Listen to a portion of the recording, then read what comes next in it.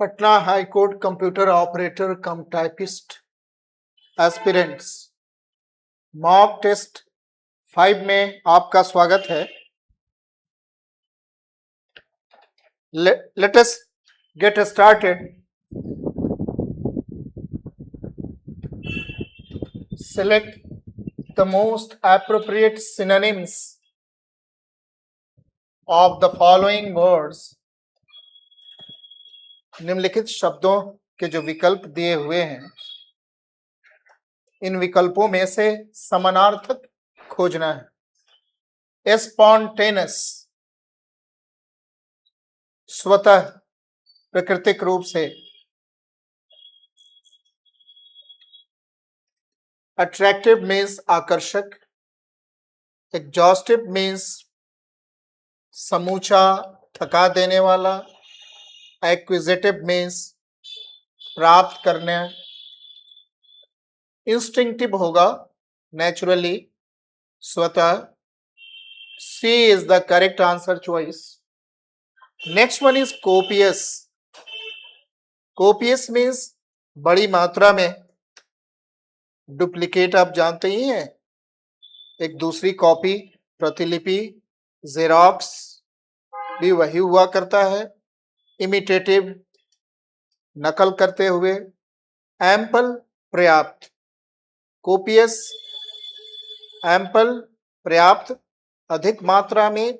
C is the correct answer choice. Next one is coax. Coax का अर्थ होता है बहलाना, फुसलाना। किसी को ललचाना। एल्योर, डिसवेड से रोक देना, मना कर देना। अपील, अनुरोध करना। और कंडेम, निंदा करना। A is the correct answer choice. Next one is jeopardy. Jeopardy का अर्थ होता है डेंजर, खतरा। पेरिल का अर्थ भी है डेंजर, खतरा। सेफ्टी, सुरक्षा। फॉर्चून, भाग्य।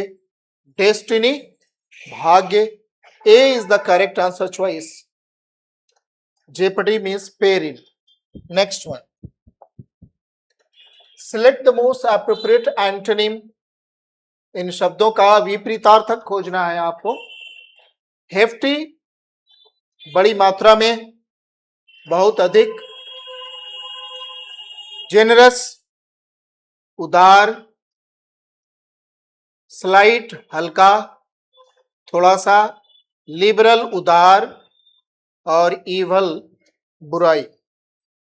B is the correct answer choice. Slight, हल्का। हेफ्टी का विपरीतार्थक है। Next one, ruthless. Ruthless means क्रूर। रुदलेस मीन्स क्रूर। मीन मीन्स नीच। कंपैशनेट मीन्स करुणामय, करुणा। सैवेज मीन्स क्रूर। इनह्यूमन मीन्स अमानवीय। Compassionate is the correct answer choice. B is the correct answer choice. Next one, affinity means लगाव। इसका विपरीतार्थक देखा जाए, इंक्लिनेशन में झुकाव।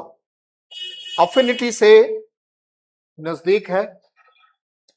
अट्रैक्शन, आकर्षण, ये भी अफिनिटी से करीब है। कॉर्डियलिटी, सौहार्द, ये भी अफिनिटी से करीब है।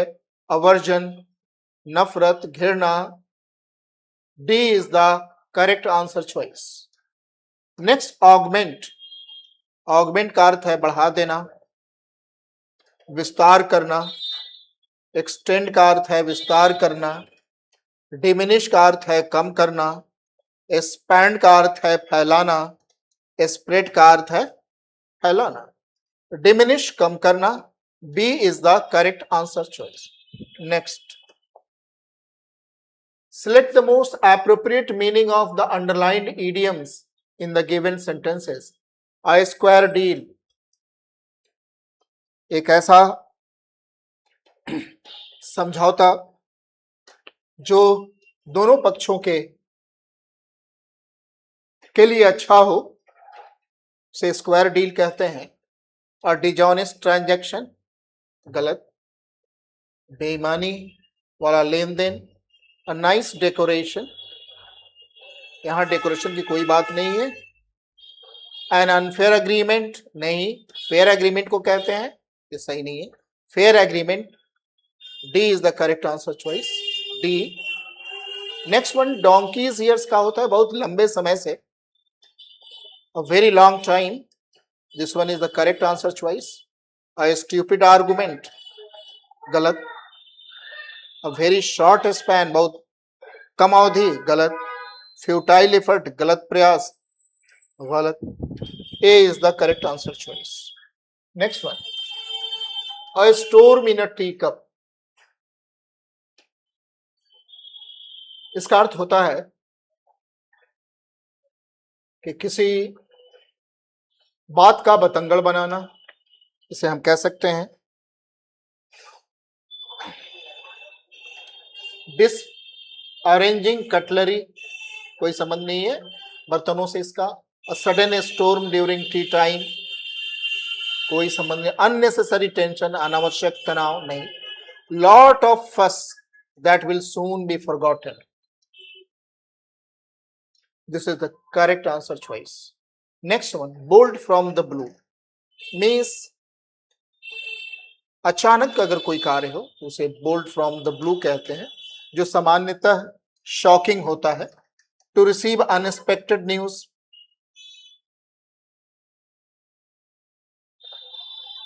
This is the correct answer choice. To get good news, अच्छे समाचार मिलना नहीं।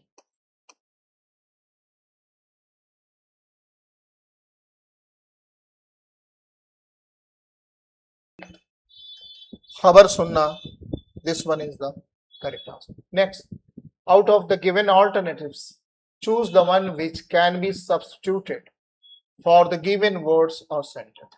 One who knows everything, वह व्यक्ति जो सब कुछ जानता है उसे omniscient कहते हैं, ये ईश्वर के लिए प्रयोग होता है।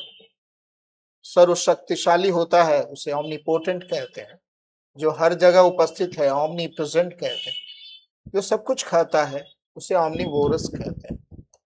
Next one, a list of source materials that are used or consulted in the preparation of a work or that are referred to in the text. किताब लिखते समय जिन ग्रंथों का उपयोग करते हैं उसकी जो सूची होती है उसे बिब्लियोग्राफी कहते हैं। वह जो पुस्तकों से प्रेम करता है उसे बिब्लियोफाइल कहते हैं। ये गलत है और ये भी गलत, बिब्लियोग्राफी कहते हैं। Next, a place where dead bodies are kept for identification, जहां शवों को पहचान के लिए रखा जाता है उसे मॉर्ग कहते हैं। B is the correct answer. हज आप जानते हैं, जो पिंजड़ा होता है खरगोश का, वह स्थान जहां पे शवों का दाह संस्कार होता है, और वह स्थान जहां चमड़े तैयार होते हैं tannery. Next one, incorrectly spelled word in the question, select करना है कौन सा शब्द इनका इनकरेक्ट स्पेलिंग है। विगरस, VIGOROUS, यू नहीं होता, ये शुद्ध है। सिरिंज, डिफरेंस, आदर, वलस साथ में जोड़ना, ये सब शुद्ध है, ये अशुद्ध है, अतः यही आंसर चॉइस होगा। Next, click correct, spelling correct है। डाइंग, ये भी करेक्ट है। रंगना जिसे हो, डाइंग मरना, ये भी शुद्ध है। Bureaucracy, BUREAU, BUREAUCRAC,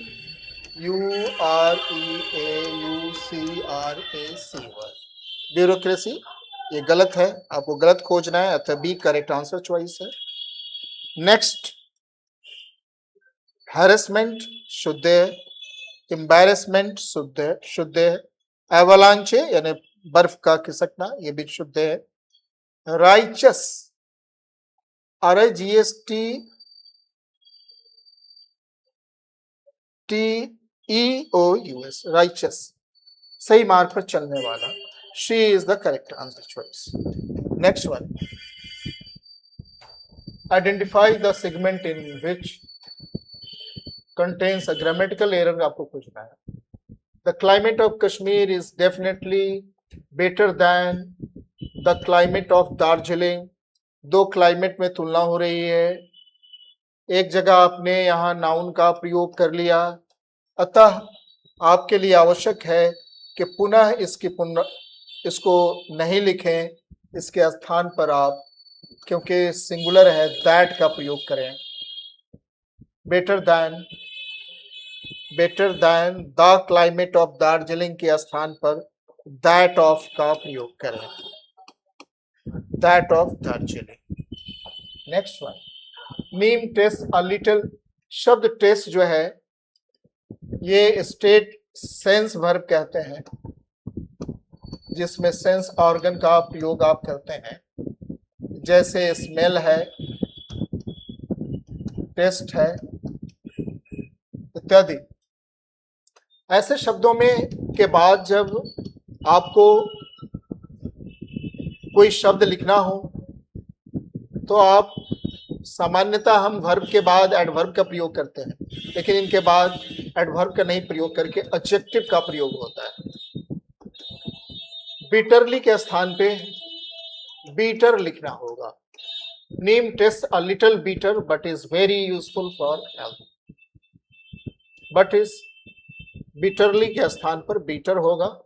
D is the correct answer choice. Thank you very much. See you in the next video. Until then, good night. Hello विद्यार्थीगण, मैं श्री कश्यप राजधानी के मंच से आपका स्वागत करता हूं। विद्यार्थीगण, जैसा ज्ञात है कि हाईकोर्ट एक वैकेंसी जो आपके सामने है कंप्यूटर ऑपरेटर का, और किसी भी एग्जाम की तैयारी का पहला बेस क्या होता है, पहला बेस होता है उसकी PY की। उसके बाद उसके मॉडल सेट के माध्यम से ये जानते हैं किस प्रकार से परिवर्तन के आधार पर प्रश्न पूछा जाता है। विषय की प्रकृति यहाँ बड़े ही सरलता के साथ आपके सामने रखा गया है। कहते हैं, स्वतंत्र भारत के भाषाई आधार पर गठित राज्यों के संबंध में निम्न कथनों पर विचार कीजिए। 1953 में तेलुगु भाषी लोगों के लिए पृथक आंध्र प्रदेश राज्य बना, सही है। ये राज्य का गठन हुआ 1 अक्टूबर 1953 को। भाषा के आधार पर देश का पहला राज्य, भाषा के आधार पर पहला राज्य बना आंध्र प्रदेश। जवाहरलाल नेहरू स्वयं भाषाई राज्य के गठन के पक्षधर थे, गलत थे। जब 1948 में JVP आयोग का गठन किया गया, जे मतलब जवाहरलाल नेहरू, भी मतलब वल्लभ भाई पटेल, पी मतलब पट्टा भी सीतारमैया, तीनों ने स्पष्ट रूप से दिया कि भाषा के आधार पर राज्य का निर्माण नहीं होना चाहिए। ये गलत है, केवल और केवल जो है एक सही है। मानव मस्तिष्क का कौन सा भाग श्वसन क्रिया? मानव मस्तिष्क का 2 क्षेत्र होता है जो श्वसन क्रिया में मनुष्य के सहयोग देता है। एक तो आपके पास पॉन्स जो विकल्प में दिया हुआ है, दूसरा जो होता है वो होता है मेंडुला, इसे बोलते हैं ऑब्लांगाटा।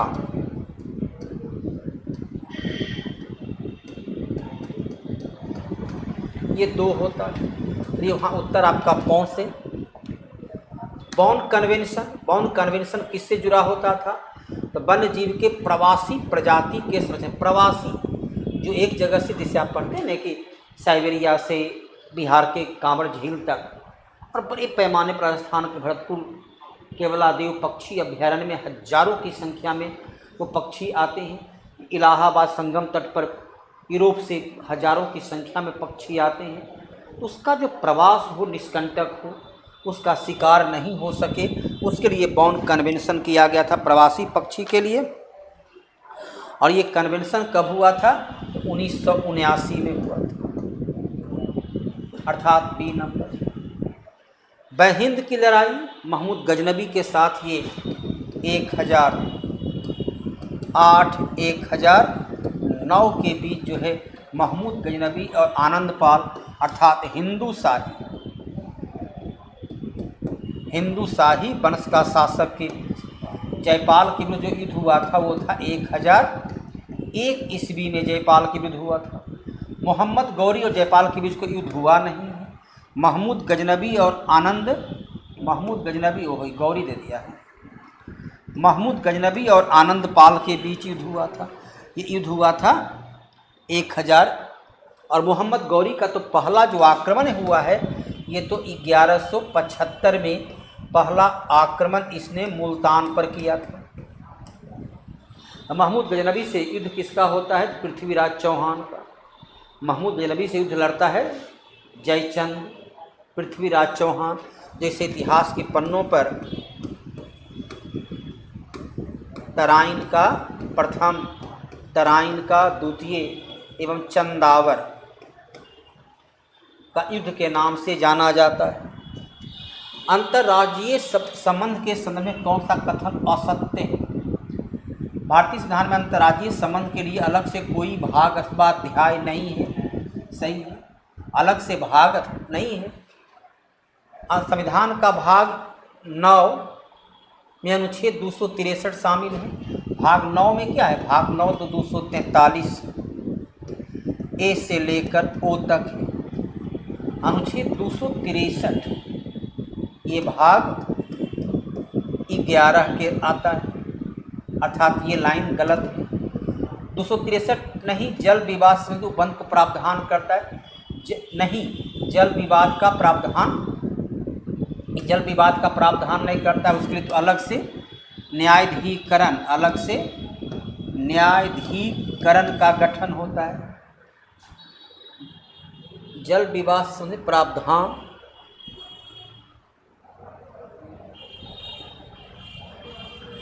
असत्य है तो 2 नंबर तो असत्य ही है, 2 तो स्पष्ट गलत है, 2 स्पष्ट गलत है।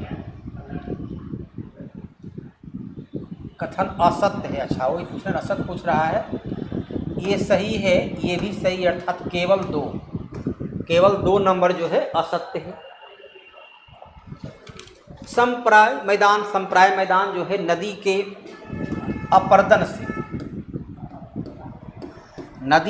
अपरदन से जब चट्टान टूटकर बिखर जाते हैं, अपरदन के अंतिम चरण में जब नदी के माध्यम से पर्वत या पठार का वो हिस्सा टूटकर बिखर जाता है और एक लगभग समतल छोटे मोटे पत्थरों के साथ समतल मैदान के रूप बदल चुका होता है, उसे संप्राय मैदान के नाम से जानते हैं। हिमनद से जो मैदान बनती है उसे हिमोर मैदान कहते हैं। मुगल शासन व्यवस्था में कौन सी शाही दस्तावेज नहीं था? खुतबा क्या है? तो प्रत्येक शुक्रवार को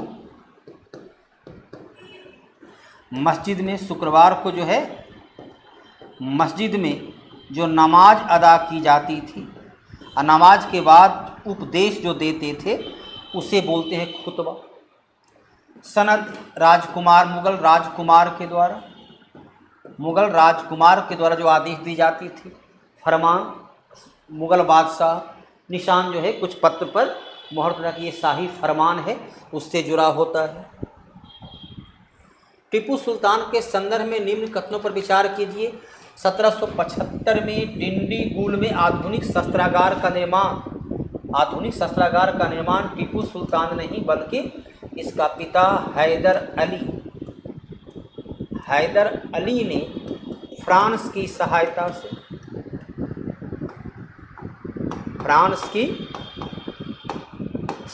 से किया। डिंडीगुल कहाँ पड़ता है? डिंडीगुल पड़ता है मद्रास में। एक नंबर तो गलत हो गया। यहाँ देखो 1 नंबर है, यहाँ भी 1 नंबर है और यहाँ भी 1 नंबर। इसने एक नया कैलेंडर को लागू किया, एकदम सत्य है। इसने जो है टीपू सुल्तान ने एक नया कैलेंडर से बोलते हैं मौदूदी संवत, मौदूदी संवत के नाम से नया कैलेंडर जारी किया।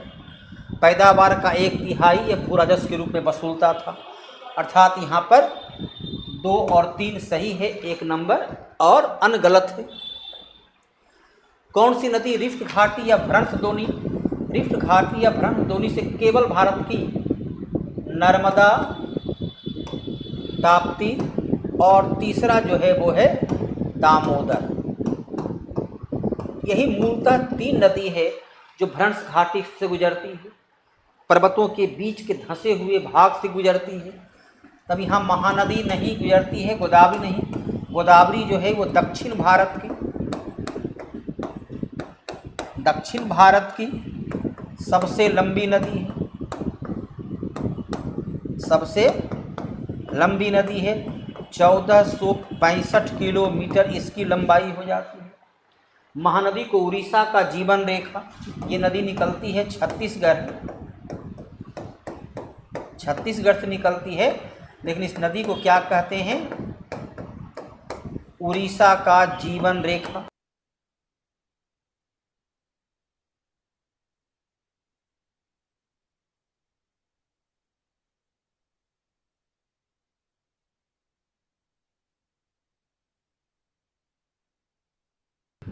तो 4 वर्षा असम के क्षेत्र में, नार्वेस्टर उड़ीसा के क्षेत्र में, चेरी ब्लॉसम कर्नाटक के क्षेत्र में, काल बैसाखी पश्चिम बंगाल के, ये मानसून पूर्व वर्षा जो होती है, और इसी को आम्र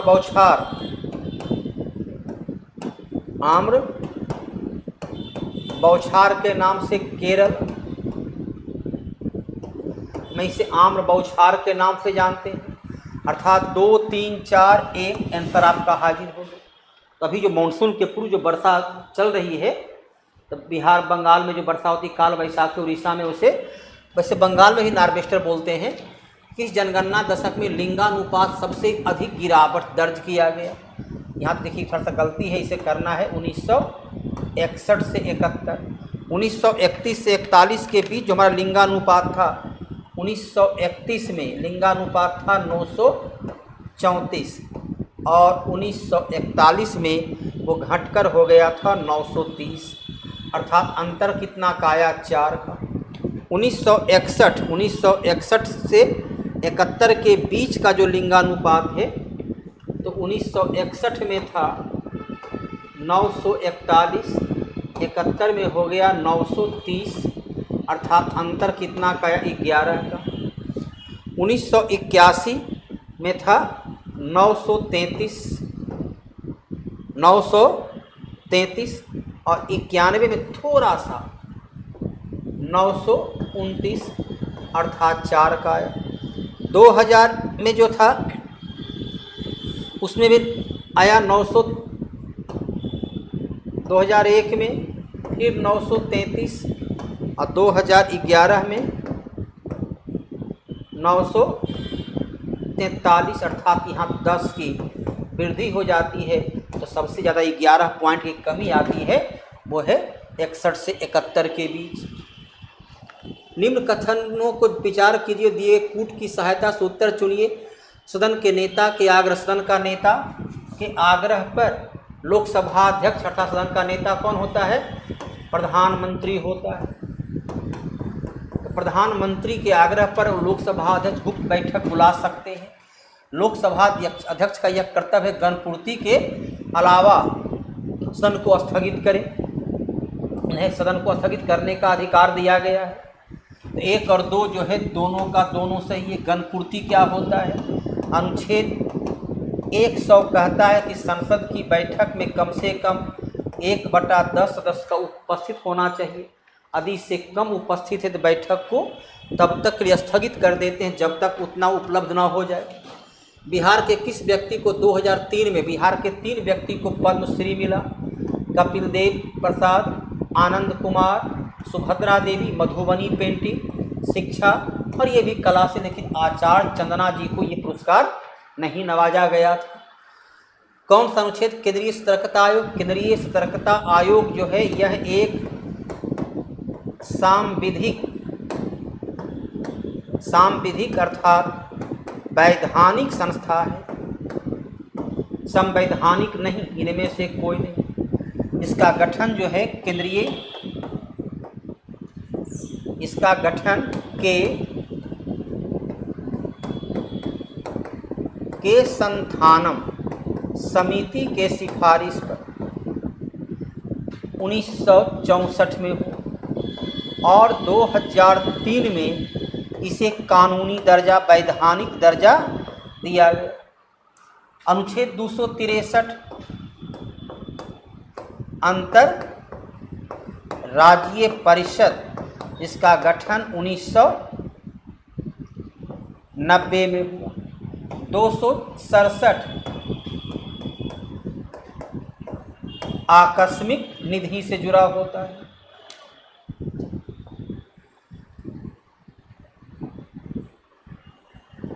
कौन सा युग्म सुमेलित नहीं है? भारत शासन अधिनियम राज्यों में सुमेलित है।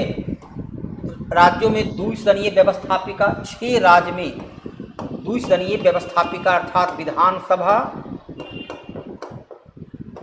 और विधान परिषद का गठन किया गया। भारतीय परिषद अधिनियम 1892 निर्वाचन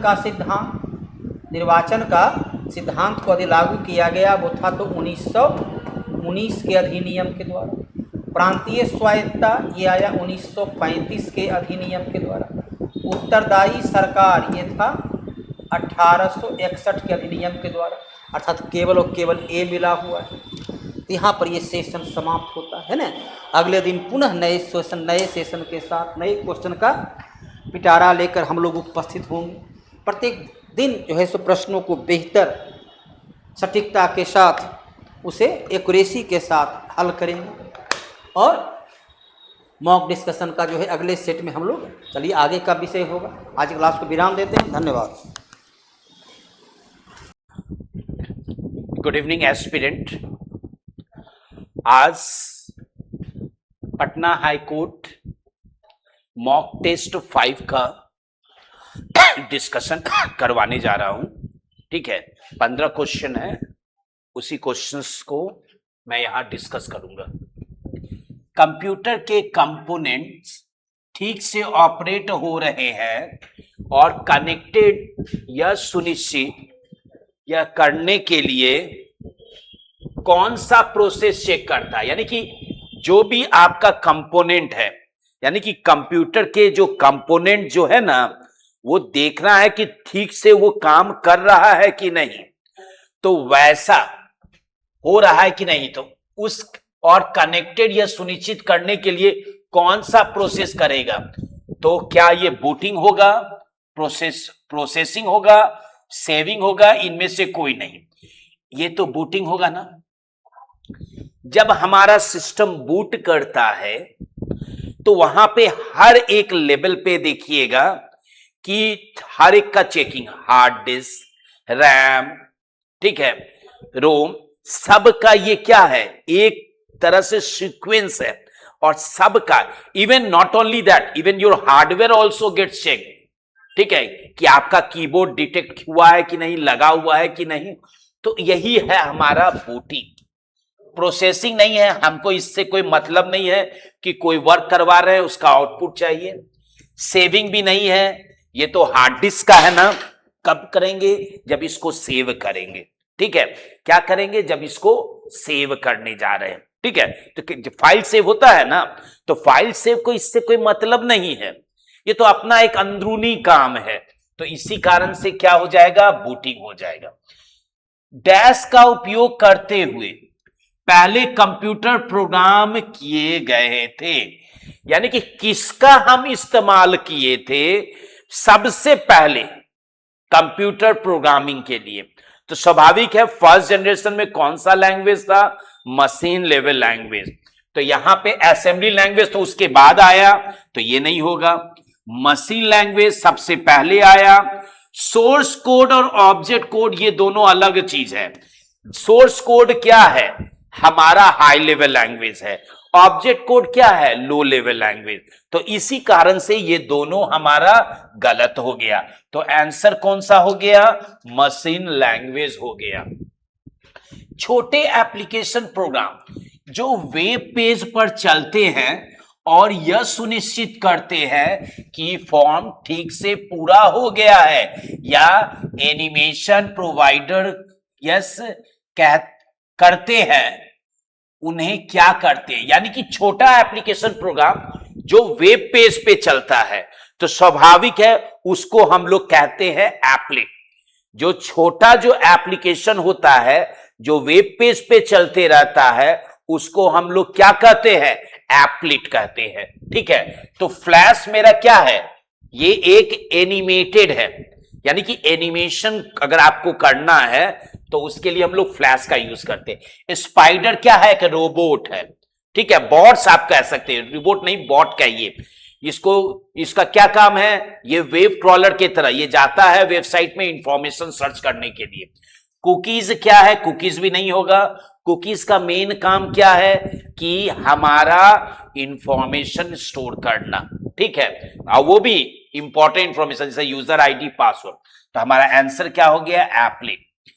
रिलेशनल डेटाबेस में यह डेटा स्ट्रक्चर है जो एक सिंगल टॉपिक संबंधी इंफॉर्मेशन को रोज और कॉलम यानी कि इस वे में कर दे, तो उसको सिंपल क्या कहते हैं? टेबल कहते हैं। तो ब्लॉक तो नहीं होगा। रिकॉर्ड किसको कहते हैं? कलेक्शन कहते हैं ना, collection of data items lying in a same row, तो ये भी नहीं होगा। टपल्स, टपल्स उसी का फॉर्म है ना जो रिकॉर्ड के बारे में बताता है। ठीक है, तो ये भी गलत है। हमारा आंसर क्या हो गया? टेबल हो गया। डैश का प्रयोग करते हुए command line interface, command line interface बताता है कि यह अगले कमांड का इंतजार कर रहा है, यानी कि नेक्स्ट। तो आप जानते हैं ये जब एक कमांड एग्जीक्यूट किए, इंटर किए, तो फिर ये कमांड प्रॉम्प्ट आ जाता है और ये वेट करता है आपके नेक्स्ट, नेक्स्ट क्या? कमांड के लिए। तो वही क्वेश्चन पूछ रहा है। तो ये डायलॉग बॉक्स, डायलॉग बॉक्स तो नहीं होगा। जब हम लोग फाइल सेव करते तो डायलॉग बॉक्स उससे रिलेटेड नहीं है। मेनू से भी नहीं, फाइल जाएंगे मेनू पे जाएंगे, इससे रिलेटेड नहीं है। सिस्टम कॉल तो ये तो इससे रिलेटेड है ही नहीं। हमारा क्या है? प्रॉम्प्ट। प्रॉम्प्ट इसको कहा जाता है सिस्टम प्रॉम्प्ट, या इसको कहते हैं कमांड प्रॉम्प्ट। सबसे तेज रिकवरी प्लान में क्या होती है?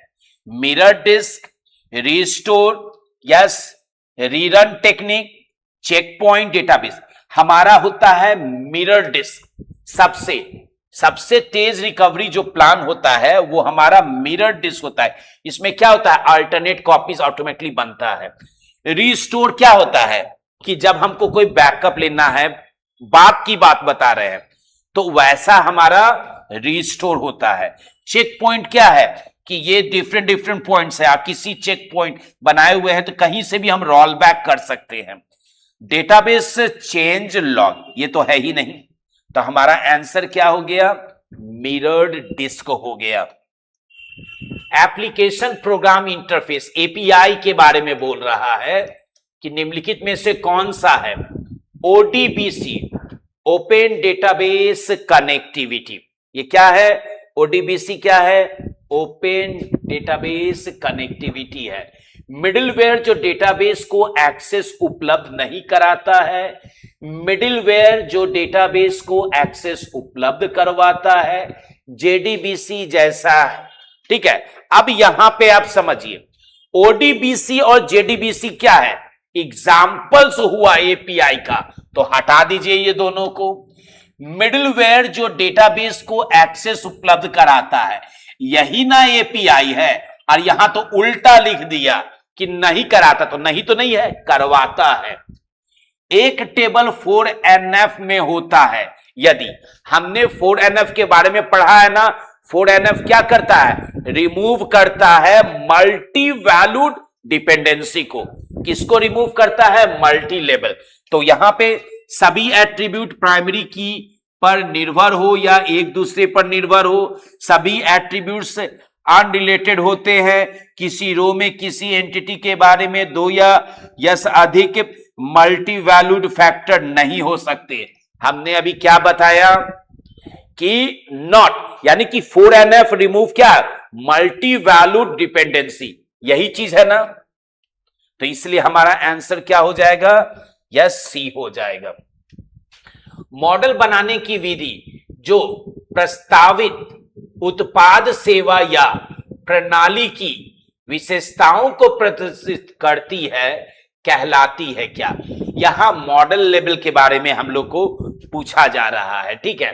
तो यहां पे जेड, रैड, टेम्पलिंग और टैड है, ठीक है। अब यहां पे समझिए, जेड तो आप समझते हैं ज्वाइंट एप्लीकेशन डेवलपमेंट। जेड क्या हो गया, ज्वाइंट एप्लीकेशन डेवलपमेंट। ये प्रोवाइड करवाता है requirement for user end developer, तो इसी कारण से ये तो हट गया। हाँ, रैड करवाता है, यस टेम्पलेटिंग। टेम्पलेटिंग तो दूसरा वर्ड हो गया। टेम्पलेटिंग का मतलब क्या है, ये टेम्पलेट से रिलेटेड जो हम लोग एक अक्सर माइक्रोसॉफ्ट पावर पॉइंट में यूज करते हैं, ठीक है। टैड तो कोई इससे रिलेटेड है ही नहीं, तो ये भी कट गया। हमारा आंसर क्या हो गया, रैपिड एप्लीकेशन डेवलपमेंट, रैड हो गया ना। निम्नलिखित में से कौन सा किसी यूआरएल का मैंडेटरी कंपोनेंट नहीं है।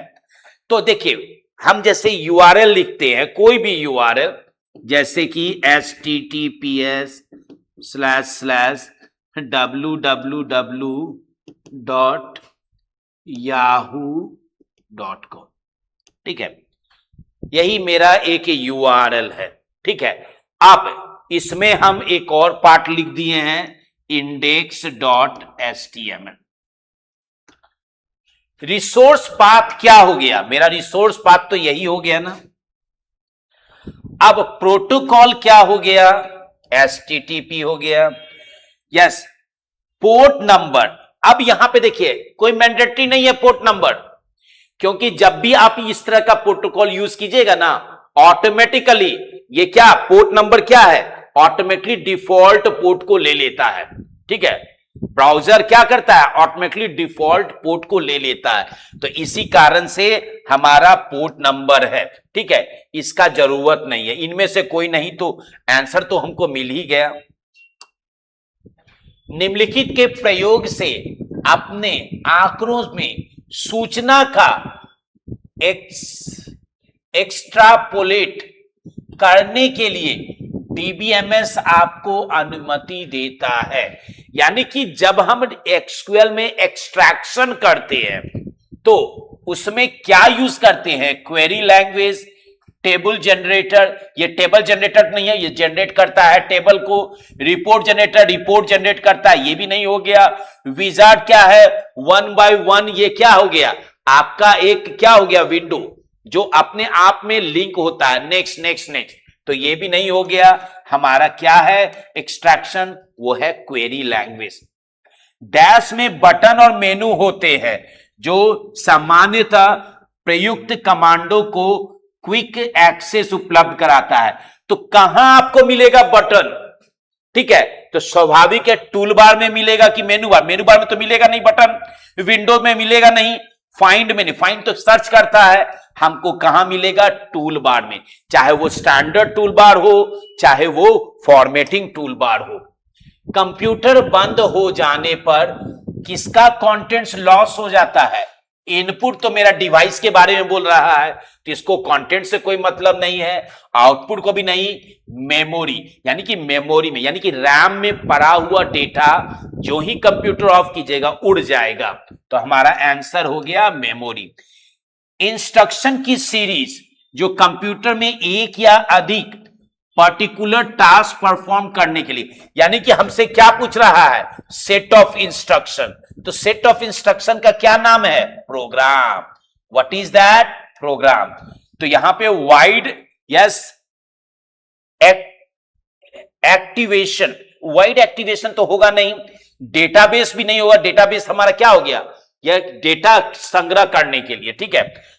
स्प्रेडशीट भी नहीं हुआ, स्प्रेडशीट में रोज कॉलम जहां पे हम लोग डेटा स्टोर करते हैं।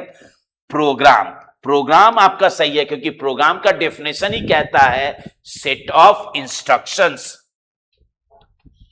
टेलीफोन सिस्टम द्वारा ट्रांसमिशन करने के लिए और पुनः वापसी हेतु डिजिटल कंप्यूटर सिग्नल को एनालॉग डिजिटल, यानी कि एनालॉग से डिजिटल और डिजिटल से एनालॉग करने में क्या ना करने की प्रोसेस क्या कहलाती है, किसके द्वारा होती है?